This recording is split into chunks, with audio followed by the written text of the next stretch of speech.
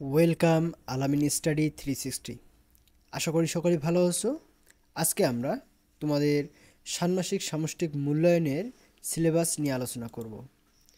তো এনসিটিভি থেকে তোমাদের এই সিলেবাসটি প্রকাশ করা হয়েছে। আমার ভিডিও ডেসক্রিপশন বক্সে এর লিঙ্ক দেওয়া থাকবে, তোমরা সেখান থেকে ডাউনলোড করে নিতে পারবে।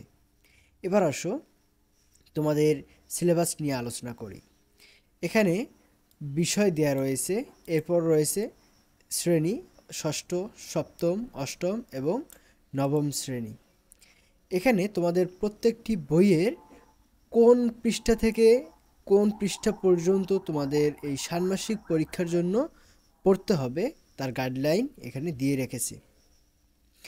এখানে দেখো, বিষয় হচ্ছে বাংলা, ইংরেজি, গণিত, বিজ্ঞান, ইতিহাস ও সামাজিক বিজ্ঞান, জীবন ও জীবিকা, স্বাস্থ্য সুরক্ষা, শিল্প সংস্কৃতি, ইসলাম শিক্ষা, হিন্দু ধর্ম শিক্ষা, খ্রিস্ট ধর্ম শিক্ষা, বৌদ্ধ ধর্ম শিক্ষা।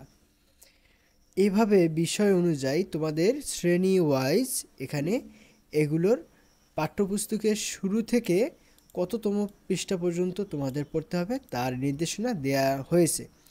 তো আরও ভালো হয় তোমরা এটি যদি ডাউনলোড করে তোমার মোবাইল ফোন থেকে ভালোভাবে দেখো, তাহলে আরও ভালোভাবে বুঝতে পারবে।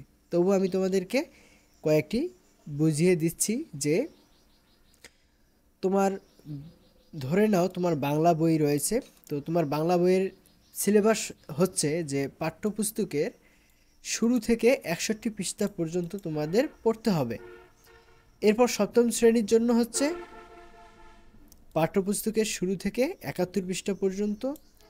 এরপর অষ্টম শ্রেণীর জন্য পাঠ্যপুস্তকের শুরু থেকে 102 পৃষ্ঠা পর্যন্ত। এভাবে তোমাদের সকল যে বিষয় রয়েছে সেই সকল বিষয়ের পাঠ্যপুস্তকের শুরু থেকে কততম পৃষ্ঠা পড়তে হবে তা এখানে বলে দেওয়া হয়েছে। তোমরা অবশ্যই এটি ডাউনলোড করবে এবং এটি অনুযায়ী তোমরা এখন থেকে পড়াশোনা শুরু করো, কারণ তোমার হাতে আর সময় নেই। তোমরা হয়তোবা সকলে জানো যে জুলাই মাসের 3 তারিখে তোমাদের ষান্মাসিক সামষ্টিক মূল্যায়নের নির্দেশনা অনুযায়ী তোমাদের অ্যাসাইনমেন্ট বা মূল্যায়ন করা হবে। তো